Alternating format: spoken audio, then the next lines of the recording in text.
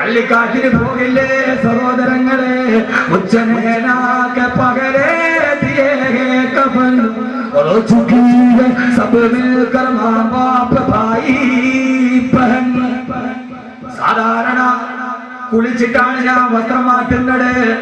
ഇന്ന് കുളിക്കുന്നതിന് മുമ്പേ ഇവരെന്റെ വസ്ത്രമങ്ങ് മാറ്റിക്കളഞ്ഞു.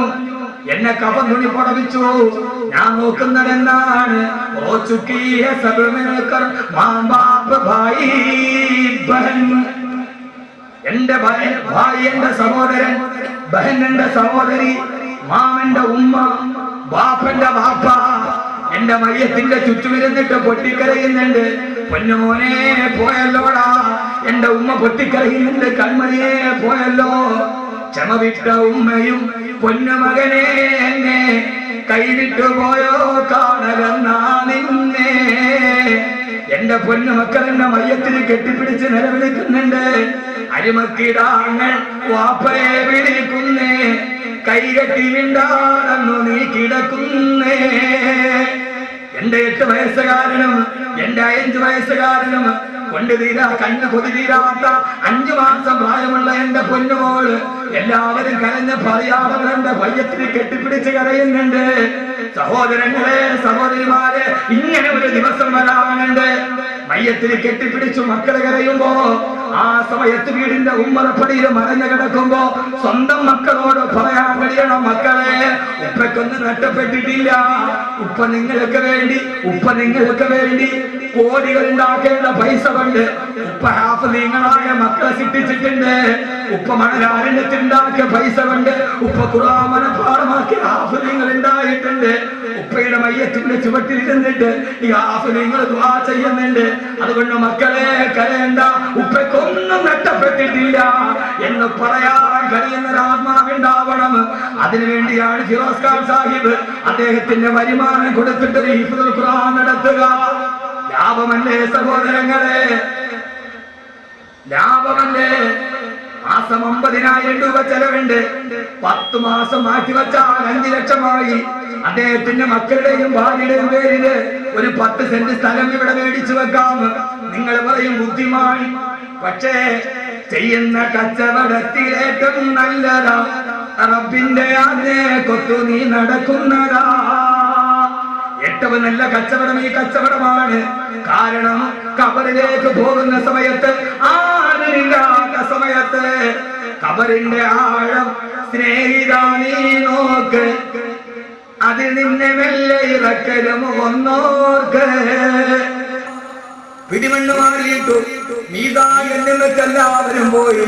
പിന്നെ ആണ്ടതിക്കൊരു പ്രാവശ്യമാണ് വാപ്പയുടെ ഖബർ കാണുക. പക്ഷേ യഹിയാൻ വലിയ ഭാഗ്യവാനാണ്. ഖബറിലിട്ടിട്ട് ആരും പറഞ്ഞില്ല.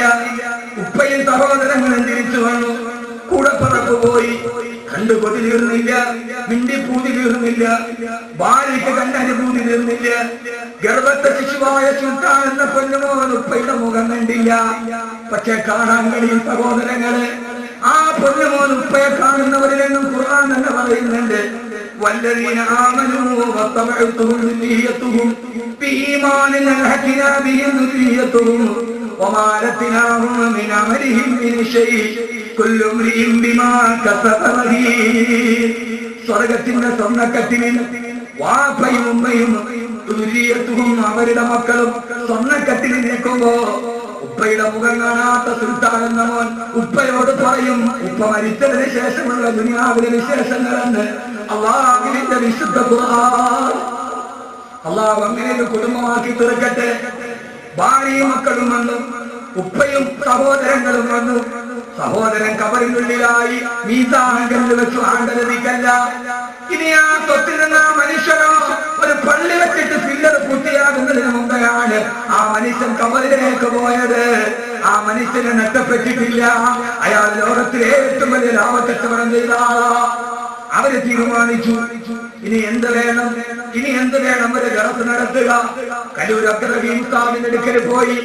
ദറസ് നടത്താനുള്ള സ്ഥലമില്ല. അദ്ദേഹത്തിന്റെ ശിഷ്യൻ സഫീർ ഖാൻ മന്നാനെ വിളിച്ചു, ചുമതല ഏൽപ്പിച്ചു. 4 വർഷം കഴിഞ്ഞു. അവിടെ ഇരുന്നിട്ട് പിന്നീട് 24 മണിക്കൂർ ഖുർആനായി. മോനെ മറന്നില്ലല്ലോ, ഇതുപോലെ ജീവിത കാലമില്ലൊരു കൊണ്ട് കണ്ടിട്ടുമുണ്ടോ ഇതിനു മുമ്പും പണ്ട്. ആ ചെറിയ കുണ്ടിന്റെ ഉള്ളിൽ സ്വർഗത്തിന്റെ പുതപ്പ് പുതയ്ക്കാൻ തങ്ങളുടെ സഹോദരന് വേണ്ടി, ഭർത്താവിന് വേണ്ടി, മകന് വേണ്ടി ഒരു കുടുംബം അർപ്പിച്ചു. ആ അർപ്പിച്ച അർപ്പണമാണ് യഹിയാ ഖാൻ മെമ്മോറിയൽ ഹിഫ്ദുൽ ഖുർആൻ. അല്ലാഹു അതിനെ സ്വീകരിക്കട്ടെ, അല്ലാഹു അതിനെ സ്വീകരിക്കട്ടെ. ആ മനുഷ്യൻ ഖബറിൽ കിടക്കുമ്പോ ഒരു വെളിച്ചം വരും. ഈ വെളിച്ചമേതാ? അന സാഹിബുൽ ഖുർആൻ, ഞാൻ എന്റെ കൂട്ടുകാരനായ ഖുർആനാണെന്ന് ഖബറിൽ അത് വിളിച്ചു പറയുമെന്ന് വിശുദ്ധനായ നബി മുഹമ്മദ് മുസ്തഫ. നഷ്ടമല്ല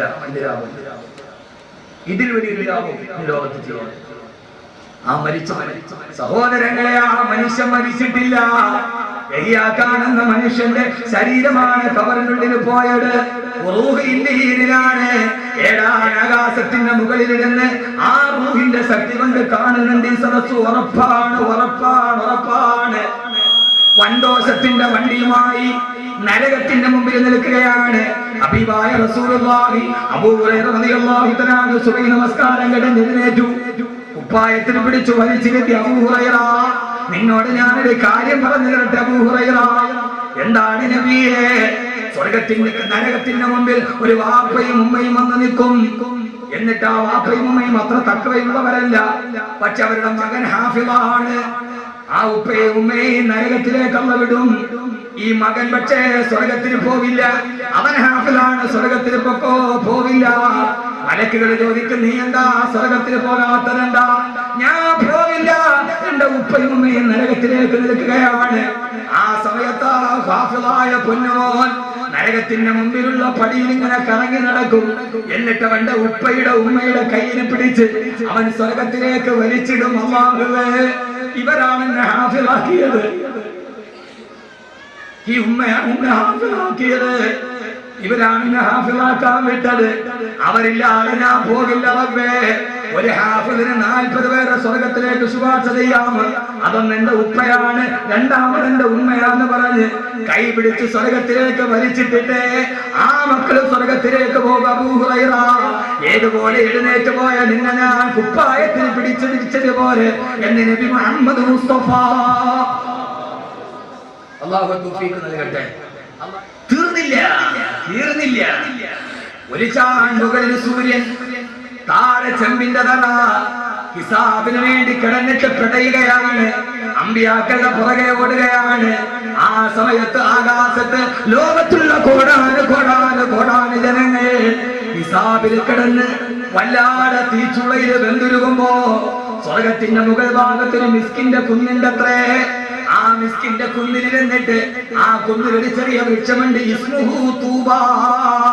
ആ വൃക്ഷത്തിന്റെ പേര് തൂബ എന്നാണ്. തൂബ വൃക്ഷത്തിന്റെ ചുവട്ടിൽ കുറെ കുട്ടികളും കുറെ മുതിർന്നവരും ഇരുന്ന് സ്വകാര്യം പറയും, പൊട്ടിച്ചിരിക്കും. അവർക്ക് ഹിസാബില്ല. ബാക്കിയുള്ളവരൊക്കെ ഹിസാബിൽ നിൽക്കുകയാണ്. താഴെ നിൽക്കുന്ന ആളുകളുടെ മുകളിൽ സ്വർഗത്തിന്റെ മിസ്കിന്റെ കുന്നിലിരിക്കുന്ന അവരോട് ചോദിക്കും, നിങ്ങളാരാ? നിങ്ങൾക്ക് ഹിസാബില്ലല്ലോ, നിങ്ങളാരാ സ്വർഗത്തിന്റെ കുന്നിലിരിക്കുന്നതാരാ? ആ സമയത്ത് അവര് പറയും, ഞങ്ങൾ ആരെന്നറിയോ?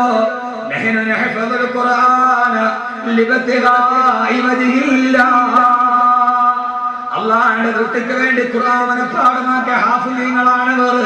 നിങ്ങളുടെ അടുത്തിരിക്കുന്നവരാരാ?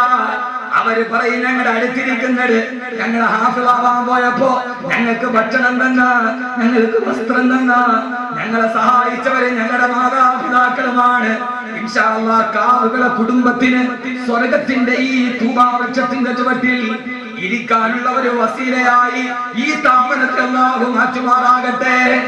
അവിടെ വെച്ച് പറയണം, അവിടെ എല്ലാവരും ഉണ്ടാകണം, ഈ കുടുംബം മുഴുവൻ ഉണ്ടാകണം. ഞങ്ങൾ ആരാ? ഞങ്ങൾ ഈ ഹാഫിളീങ്ങളെ വളർത്തിയവരാണെന്ന് പറയാൻ കഴിയുന്ന അഭിമാനത്തിന്റെ സ്വർഗത്തിന്റെ മിസ്കിന്റെ കുന്നിൽ, സ്വർഗത്തിന്റെ തൂബാമരത്തിന്റെ താഴ്വരയിൽ ഒരുമിച്ച് കൂടാൻ കഴിയുന്ന മുത്തഖീങ്ങളാക്കി ഹാഫിളീങ്ങളായി അല്ലാഹു സ്വീകരിക്കട്ടെ.